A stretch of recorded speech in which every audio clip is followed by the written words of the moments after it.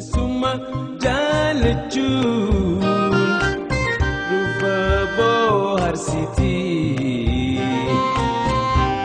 Summa jalachun Rufa bohar siti Odo arkahin kufne Yadaf silakifti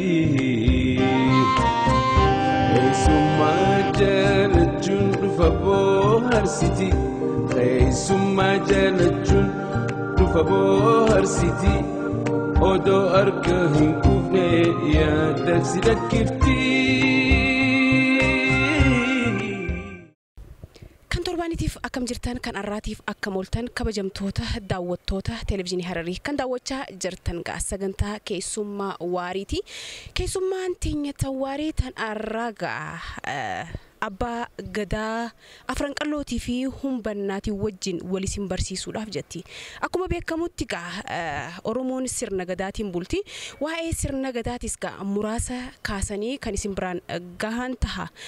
Kan biraan muka adeemsi gadoomuutis maal keessa dabree akka gadoomanis kan isin biraan gahan taha. Haalli yeroo biitii teenya irratti argamtu hoo maal fakkaatti tan jettus sagantaa teenyarraa kan hubattan taha.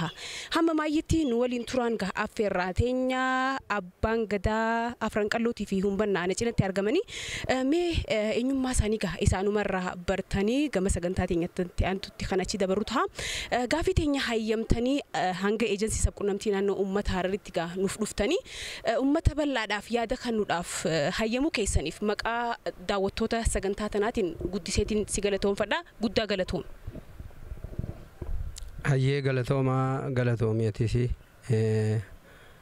maqaa gadaa Afran Qallootiin nu affeertanii haala kana mijeessitanii waan kana nu qopheessitanii gaafii nu dhiyeessuu keessaniif hedduu galata guddaa qabdanii fayyaadaan isiniin jaa. Hayyeemee Abbaan gadaa kan Afran Qallootii fi humbannaa eenyu mee haalli gadooma isaanii tuumee uummata biraan akkamitti gahatan? Duraan dursee maqaan kiyya Abdurazzaaq Ahmad sanii biroo shaxaatiin jaamaa Abbaa gadaa Afran Qallootii waan sirreessuu fedhuu jira. Humbannaa adeera keenya obboleessa keenya abbaan gadaa humbannaa guysaa ibsaa jaamaa yookiinis Bushraa Ahmad Haji Bushraati. Abbaa gadaa Afran Qallootii fi humbannaa jettus hedduu na gammachiisa. Maaliif nuti garaagarummaa hin qabnu humbannaa fi Afran Qalloo obboleeyyanii waan takka qabnaa wal keessa qubanna. Akkasitti illee yoo na yaamtee guyyaallee yookiin abbaa gadaa humbannaa yoo akkasitti yaamtee innillee itti gammada. Lammiin teenyallee itti gammadi jechuudha. Kanaafuu akkaataan gadoomina kiyyaa yoo maalirraa ka'ee akkamitti dhufe yoo jettee na gaafatte. Oromoon yommuu gadoomu keessa dabree itti gadoomuutu jira. Adeemsa keessa deema. Waa'ee sirna gadaatis miilanumaan nu kaasiti haala gadoominaatis osoo uummataaf ibsitanii. Dura gadaa jechuun maal jechuudha? Gadaa jechuun sirna dimokiraasii sirna walqixxummaa ilaafilaamee ilmi namaa ittiin jiraatu. Ilma namaa bira kutee sirna bineensilleen lafa gadaan jirutti nageenyaan akka jiraatu. Gadaa jechuun walumaa galatti hawaasummaa, diinagdee, siyaasaa, nageenya jechuudha. Gadaa jechuun walumaa galatti gadaan sirna bulchiinsaa. Gadaa jechuun sirna bulchiinsaa kan namni hundi itti wal qixaati jechuudha. Ka tokkollee ifirraa hin dhiibne, amantii karraa hin dhiibne, amantii hundallee if keessatti haammatu jechuudha. Gadaa jechuun akkasii ergaan hangana je'ee bira kute gadoominni nuti erga gadaa dhabne ma fakkeenyaaf Afran Qalloo erga gadaa dhabe bara meeqaa Oromoon akka Oromootti gadaa erga dhabne amata 150 amma fakkeenyaaf dheengadda irreecha Finfinneetti kabajne jechuudha. Irreechi achitti kabajame kuni amata 150 booda kan isaa amata 150 dheengadda kabajne. Erga dhaban amata 150 Oromoon akka Tuulamaa fi Maccaatti erga dhaban amata 150 nuti immoo Qalloo amata 167 jechuudha. Amata 17 isaan dura jirra. Kana maali? Isaan dura amata 17 Turkiidha wajjin wal lollee gadaa keenya osoo mililik gubbaarraa hin dhufin osoo maccaa fi tuulaman cabsin dura amata 17 isaan dura jirra jechuudha. Ergas booda erga amata 167 booda sababa ilmaan abbaa gadaa masaraa mootummaa seenuutiin qallolleen deebi'ee amatuma kana erga amata 1.6 qoratee booda gadaan namni namaan filu. By the way, wanni beekuu qabu hawaasni gadaa mootummaan namaan filu. Gadaa hawaasa ifiitu lammii ifii muddata if keeysaa baase. Erga amata 167 gadaa isaa dhabe booda qalloo if keeysa ibiddi cuftinuu gaddeebi'ee lammiin hundi if keeysa gaddeebitee gosti hundi barbaaddee amata 1.6 eega qoratanii booda abbaan gadaa osoo deemuu narra dhufe jechuudha. Warra keenyarra dhufe ani bakkiniin an jiraadhu sababa gabroonfataatti biyya tana keessatti ganna 12 hidhameetiin biyya tanarraa bahee anaa biyya alagaa biyya faranjii Kanaadaa jiraadhu lammiin tiyyachirraa akkaan dhufu na dirqite jechuudha. Amata 1.6 erga qoratanii booda abbaa gadaa keenya jedhanii lammiin hundi walitti deebi'ee bakka takkaa dhufanii namuu qaadhimamaa gosa ibidda afran keessaa Afran Qalloo gaa jennu qaalluun nu muuda. Afran Qalloo gaa walitti dhufee akka gadaatti dur gaafa amata 160 duraas kursii bitaadhaa haa qabu Qaalluudha Afran Qalloo keessatti. Maaliif isaanii nu muuda isaanii eebisa qaalluun gadoominan qabdu muuda qabdi Qalloo keessa kursiin bitaata isaaniiti. Tanaafuu caasuma san eeggatanii gaafaan ani dhufu Haroomayaa Yuunivarsiitiitti bakka lammiin hundi baatee jirtutti bakka bu'oonni hundi jirutti ulamaan jirutti ana na muddatan jechuudha. Sababaan itti na muddatan illee waa hunda qorataniiti. Gaafa Turkiitiis namni nama 210 ka du'e hoogganaan isaanii shaxaadha ture. Abaabayyoo kiyya afraffaati jechuudha. Lola calanqoo irratti illee qondaalanii fi itti aanaan abbaa gadaa Ibroo shaxaati ture. Akaakoo kiyya sadaffaati.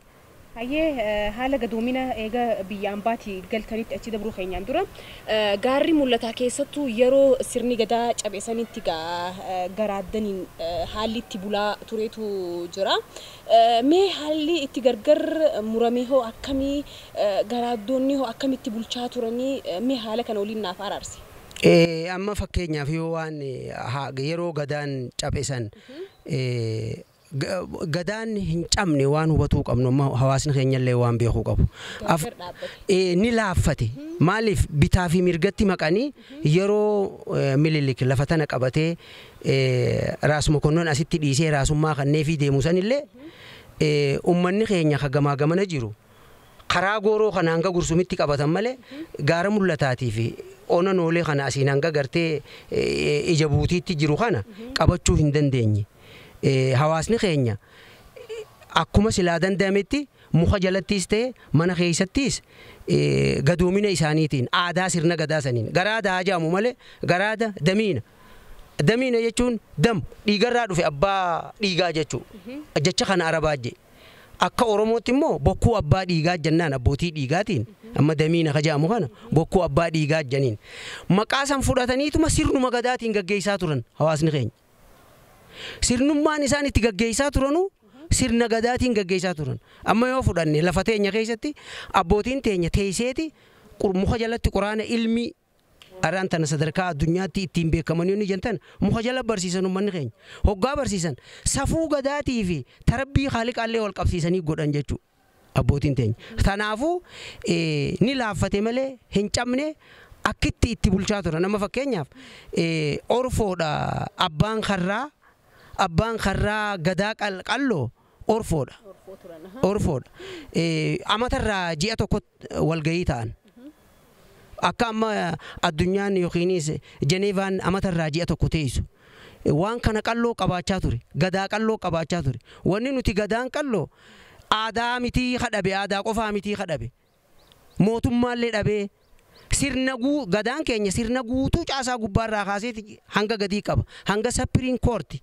Jabtummaa addunyaan Sapiriin Koorti jechuu qaba. Bakar waaree ajajaa waraanaatii miti. Bakar waaree Sapiriin Koorti pirezidaantii ture yeroo san keessatti. Sapiriin Koorti jechuun daanyoota 9 gubbaarratti abbaa barcuma isaanii ture jechuudha. Yeroo san keessattuu eenyu qaba? Afran Qalloo qaba. Waan kana. Tanaafuu gadaa fi damiinummaa yookiin garaadummaan akkamitti walii araarsinaa amma naannoo gaara mul'ataatti jetti. Gaara mul'ataa qofaa miti. Lafa qalloo jiru bitaa fi mirgaa hunda akkasitti bulchaa turan. Lamada dhabamuu diddaarraa wanni dhufe tuni damiinaa fi garaanni wanni hubatuu qaba hawaasni keenya. Gubbaa gadi hin dhufne jalaa ol dhufte arabarraa dhufte jechuudha. Hayyeegaa waan bal'aadha kaasaa kan nuuf jirtanii maqaa daawwattootaatiin gaasii galatoonfannaa. Yeroo filmaata keessanii yookaan immoo gama biyya ambaarraa yommuu gama biyyaa galtan akkuma isin jettanitti gadoominni isinirra dhufee akka muudamtanidha. Yeroo san garuu xiqqoo mormii wayii takka dhageenyeeti kan turre nutilleen. Mee mormiin san haala kamirraa isinis gaa biyya ambaa turtanii dhugumaanii aadaa biyya keessanii yookaan aadaa dursan osoo hin irraanfatin biyya sanitti tursitanii sababa yeroo mootummaan nurra ture beekamaadha. Sababa sanirraa gama biyya ambaa deemtanii yommuu gama biyyaa dhuftan immoo mormii takkaa ture. Mee mormii san haala akkamiin hiiktanii amma immoo nagaagaa akka quba qabnutti mee waan san akkamitti furtanii tan jettu mee nuuf ibsi. Dhugaa dubbachuuf reefu waan takkataniin tuqee jira. Gadaa mootummaan namaan filtu. Gadaa namni namaa qubaan hin filamu. Gadaan ni muudama. Gadaa lammiituu if keessaa muudaa hanje. Amma sirna gadaa keessatti anamma amata 167 dhabneen jaa gadaa. Manguddoon teenyaa fi seenaalleen akkasitti lafa nuu keessa. Gadaan amma yeroon ammaan jiru tanarraa silaa akkitti gadaan muudamuu qabu. Jalarraa kaasaniiti ibidda silaa ama 8 booda yookiin ama 16 booda keessaa namni gadoomuu taa'u qorataati ilma guddisaa deeman. Nama silaa gadaa ta'uu deemu san abbaan gadaa if jalatti deemee fuudhee deemaan uf guddachaa barsiisaa deema. Amma immoo sirnuma gadaatu anamma isaan saniif illee galata guddaan qaba. Warra na dura ture san.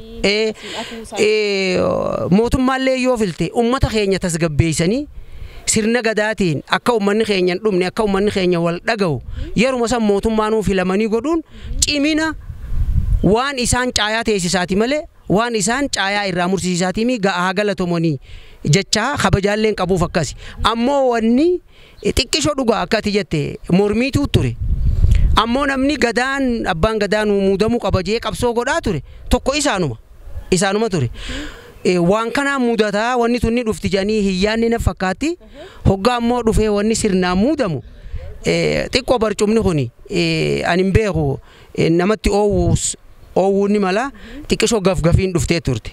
Ammoo lammiin nu muuddatte wal bira nu fiddee galatoomaa jechuudhaan sirnaan namni gadaan walirraa dabarsa ama sirna gadaatiin waan bulluuf ama 8 wanni jaaniif mormiin hin jiru waan gaarii gootanii namni isinirraa waa baruu qaba. Warri amma dhufee gadaa fuudhate kunilleen ama 8 taa'uulleen danda'an sirnuma gadaa barsiisaniiti nama dhufuuf qopheessan malee jechuudhaan isaan illeen sirna gadaa san liqimsanii wanni Afrikaa keessatti hedduu barame.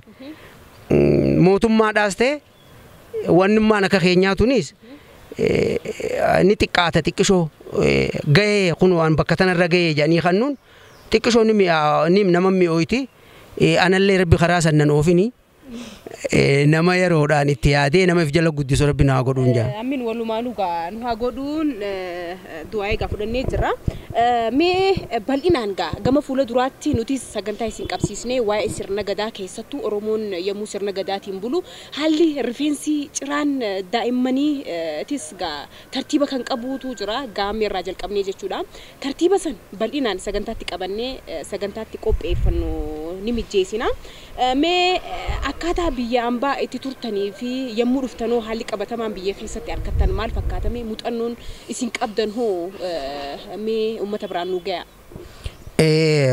Hoggaan yeroon duraanuu biyya teenya nuti dheebuu qabnaa biyya teenya humnaatu irraa nu baase malee jaalannee waa jijjiiruuf qilleensa jijjiirachuudhaa fi biddeenallee jijjiirachuudhaa fi wanni nu baase. Rakkoo saba keenyarra geesse rakkoo Oromoo irra gayaa turterra anis waaniin Oromoo irraa tokko ta'eef akkuma Oromoo biraarra du'aa fi hidhaa fi gadadoon adda addaa geessutti anillee narra geessee itti biyya tanaa bahuu danda'e jechuudha. Erga amma 12 hidhame booda biyya tanaa itti bahe. Ammoo hoggaan dhufu dhugaa dubbachuuf ambilisummattiin dhufe. Ambilisummattiin dhufe lammii tiyya bakkaan itti dhokadhee itti qaawwal ilmeetiin irraa baheetti hulaa guddoodhaan booleedhaan dhufee hoggaa waan saba kiyyaa dubbadhu, hoggaa waan Oromoo dubbadhu, hoggaa waan dabe dubbachuu danda'u. Dhugaa dubbachuuf akkiniin an itti ilaalu biitti tiyya lammiin tiyya akka bilisoomtetti fudha. Ammoo wanni waan takka irruullee yoo jiraatte irruu jiraattu san wal mariidhaa fi wal quba qabaachuudhaan waan guutaa deemnu malee osoo bilisummaan jiraachuu baatte waan amata 150 dhabne akkamitti irreessa godhachuu dandeenya. Tanaafuu wanni tuni ani akkiniin itti ilaalu akka bareedaa ifiifillee keessa jiraanne waan hafe xumurraa tajattuun qaba waan hanga taakkuu takkaan nu hafe. Hayyee waa'ee nageenyaati wajjin wal qabsiisnee immoo haalli dhiheenya kana uummata keenya jidduutti uumame tokkotu jira. San namutu quba qaba. Mee kanarratti gama magaalaa Hararis muummichi ministeeraa keenyaa fi raayyaan ittisa biyyaa dhufanii uummata wajjin marii taasisanii jiranii isinis uummata keessan bakka buutanii gaafiin dhiheessitanii fi marii wajjin haalatti taasistaniitu jira. Mee haala qabatamaa uummanni keenya wanti isaan baruu qaban tan jettan mee uummata keenya biraan gaadha. Ani haala nageenyaa irratti namni yoo nagaya qabaachuu baate taa'uu jiraachuu hin danda'u. Namni yoo nagaya qabaachuu baate sadoo fi qananiin ilmi namaa itti jiraachuu danda'u. Addunyaa tanarratti ilmi namni eega dhalatee jiraate booda wanni inni ittiin qanani'u ilmoo dhalee harkatuudha. Namni yoo nagaya jiraachuu baate ilmoo isaa ija keessa laaluu hin danda'u. Nagayaan haadha manaa isaati wajjin taa'uu hin danda'u. Waa hundaafuu namaa fi bineensaaf illee nagayaa barbaachisa. Ammoo erga nagaya jenne nagayni hoo nagaya akkamii? Waan godhamu keessatti ilmi namaa hundi wal mari'achuu danda'u qaba. Wal mari'achuu danda'u qaba. Amma yeroo dabarte keessa hiriira bahuun ilma namaatiif sagalee ifii dhageessisuun waan silaa isarra mudate ibsachuun waan barbaachisa. Waan heera addunyaa biyya dimokiraasiin bultu keessatti waan heera addunyaatiin mirkanaa'e jechuudha. Ammaas haqa kee abbaa dubbatee mirkaneeffata malee namni si hin dubbatu jechuudha. Waan barbaachisaadha. Hiriira bahuu keessa immoo rakkoon uumamtu. Tanamaa waliin nama buuftu. Abbaan hiriirachisan baase osoo hin ta'in warra hokkara uumuutu keessatti dabalatamee wanni godha malee abbaan hiriira san amma fakkeenyaaf rakkoo ilma Oromoo, hayyuu Oromoo, beekaa Oromoo, ija Oromoo irra geessee namni waan san irratti hundaa'e ka'e kan hoggaan jiru namni wanni Joohar irra geesse waan salphoo miti. Ija teenyaas hayyuu keenyaas namoota ni qabna jennee nuti lakkaawwannu irraa tokko warra sadarkaa duraa jiran irraa tokko jechuudha. Wanni isarra ga'e waan salphoo miti. Akkatti baafannu tasgabbooynee akkamitti waan kana godhanna akkamitti yoo dhiini isarra ga'e baafanna rakkoo isarra ga'e akkamitti waan san jala deemnee ifatti baafannee wanni sun akka wilii nutti hin deebine goonaa jee namni irraa wal mari'achuun gaarii. Amma Joohar akkaan ani hubadhutti akka namni hundi beekutti nama walitti buusaa hin jiru. Masgiida gubaa hin jiru. Mataskaana gubaa hin jiru. Joohariif jecha baanee jecha namni badii dalaguun qabu. Roorroo Joohar irra geesse qofaa miti. Yoo Abiyyi irra geesse, yoo Lammaa irra geesse, yoo Abbaa Fedhe irra geesse, ka'anii bahanii hiriira bahanii waa hunda dhageessifachuu qaban. Karaa nagayaatiin. Ammoo Joohar jaalanna jecha maqaa Jooharii waa balleessuun qaban. Kana keessa namootan baay'ee wanta fedhii isaanii tarkaanfachiisuudhaaf deemaniitu jira. Kana uummanni keenya baree if cinaa qabuudha qaba. Tanaafuu uummanni keenya ani wanni inni dhagayamu akkatti fixatu qaba. Oromoon akkatti haasa'u qaba, akkatti mari'atu qaba. Waan isarra ga'e akkatti wanni jiru jira. Nuti imma fakkeenyaaf osoo waan gaafa Abiyyirra mudate namni Abiyyirratti ajjechaa yaade sun gabbahee abaluu kana waan akkanaa godhe fedhan dhiifamaan haadhiisanii fedhan akka fedhanitti haadhiisanii gabbahanii hawaasa keenyaaf waan himan ta'e arra Jooharitti hin deebi'u jechuudha. Arra Joohar irratti tun hin yaadamtu. Ammallee warra na dhaga'uu fi kana arkuufillee an wanni nan dhaabu mootummaa naannoo Harariitii fi hawaasa keenyallee namni Joohar irratti waan san yaade nama Abiyyi fi Lammaa irratti yaade hanga sadarkaa gadiitti ilaalcha isaanii qabu irratti nama yaade nama hawaasa Oromoo ija baysuudhaaf yaade nama waan yeroo tana keessatti waan Oromoon harkatti Oromoo harkaa dhawuudhaaf jecha Oromoo harkaa buusuuf jecha waan kana yaade Joohar mataa isaa qofa irratti osoo hin ta'in Oromoo guutuu irratti waan namni kun waan kana yaadeef namni kun dhiyaatee qoratamee mootummaa tokkotti qorattu beeka qoratee maaliif akka godhee fi eenyu akka ta'e akka nu ibsaniin obsaa fi kabajaan maqaa ummata Oromootii fi hawaasa Afran Qallootii fi sabaa sablammoota hojii jirruun gaafadha jechuudha. Hayyegaa haasawa baay'ee kaasnee haasawaati kan nuti jirru mee warreen mana isaanii ta'anii foddaa televezyiiniitii fi akkasumattis FM Harariin hordofaa jiran gaa haasawiin itti dheerate jidduutti mee sirba tokkoon shikkifisaan goonee kan haasawa keenyatti itti deebinu ta'a sirba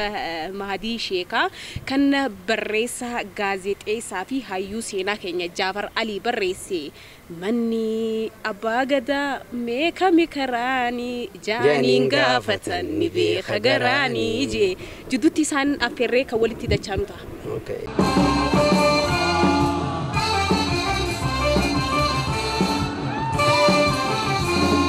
Seenaan abbaa gadaa dho'i sabbaduu didee dheerasaatii buluun dhuma lafne booddee seenaan abbaa gadaa dho'i sabbaduu didee dheerasaatii buluun dhuma lafne booddee galmii mul'ataa modanni dhaabbataa hayni afaan qabnaan gaanii dubbataa galmii mul'ataa modanni dhaabbataa hayni afaan qabnaan gaanii dubbataa.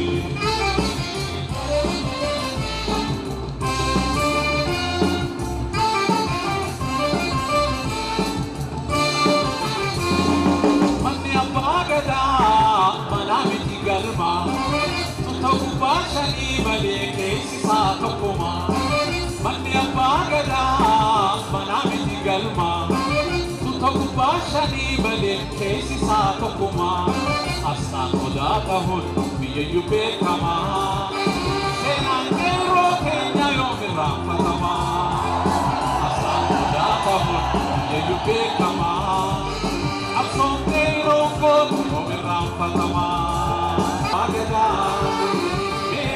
Harani, Dani Gabatan, Ibe Hagarani, Mandi, Abbaa gadaa, Beekami Harani, Dani Gabatan, Ibe Hagarani.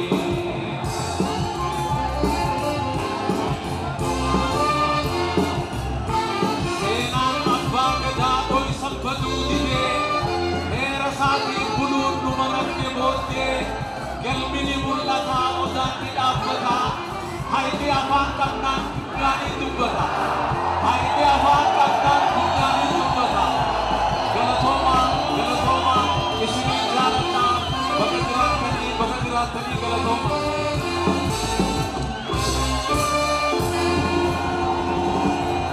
warreen mana keessan teessanii sagantaa sana hordofaa jirtan sagantichatti akka boharaa jirtanii fi abbaa gadaa Afran Qalloo Abdurazzaaq irraa waan baay'ee baraa akka jirtan abdii guddaadha qabna. Keessattuu dargaggoonni keenya mee maayii irratti haasa'u keenya guduunfinaati. Jijjiirama argame kana diinagdee teenya takkuftee lafa jirtu tana kaasanii gama fuula duraatti tarkaanfachiisuudhaaf ummanni keenyaas ta'ee dargaggoonni keenya mee maal godhuu qaban jettan? Duraan dursee ani wanni ani jechuu barbaadu akka abbaa gadaa Afran Qallootti diinagdees ta'ee waan fedhees argachuudhaaf namni tokkummaa qabaachuu qaba. Dargaggoonni keenya qeeroonni keenya qarreenis tokkummaa jaalala mataa ifiitiif tokkummaa qabaatanii nama biraallee jaalala barsiisuu danda'u qaban. Oromoon jaalalaani beekamne nuti. Oromoon gara bal'inaan beekamne. Oromoon nama haammachuun beekamne. Oromoon nama isaa kan ta'een guddifachaadhaan ilma moggaafachuudhaan beekamne.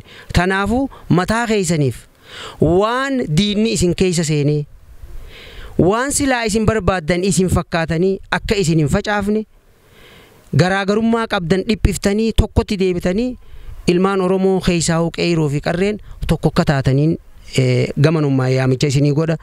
Gara lammadaatiin nama tokko ta'eetu dalagatee waa keessaa bahuu danda'a. Qabeenya ifiirratti illee abbaa ta'uu danda'a. Dalagatee guddachuu danda'a. Kanaafuu yeroo teessanii hoggaa jennu kalees dardarri ni ture. Arraas dardarri ni jira.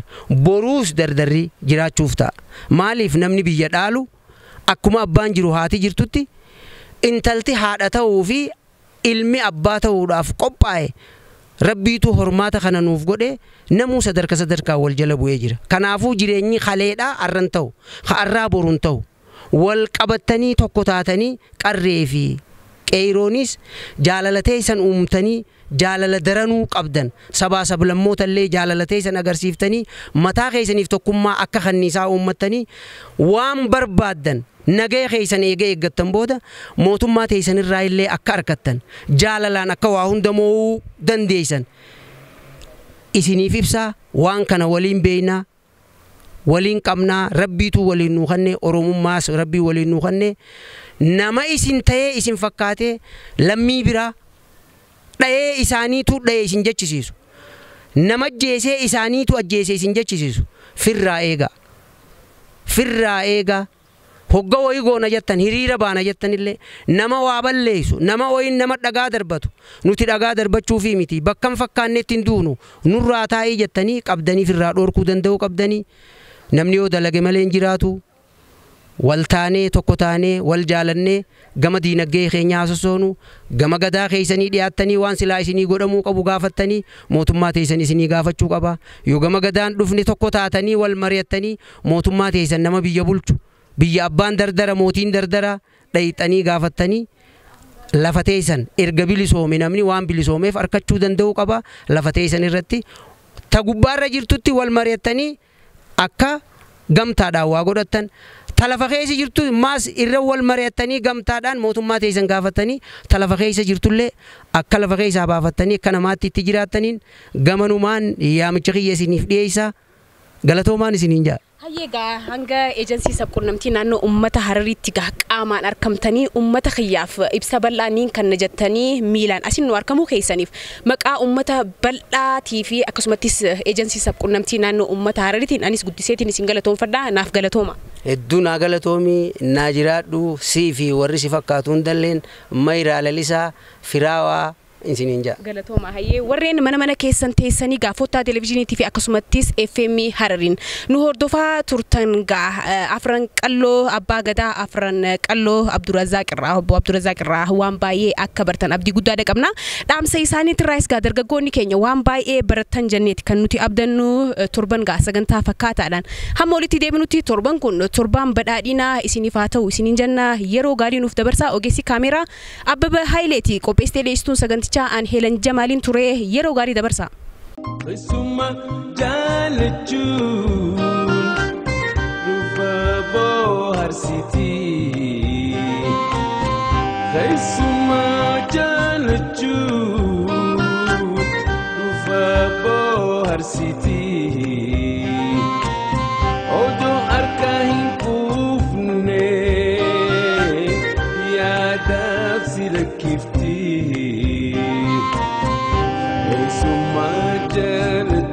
دفبو هرسيتي خيسما جالتشون دفبو هرسيتي أودو أركهن كوفني يا درسي دكفتي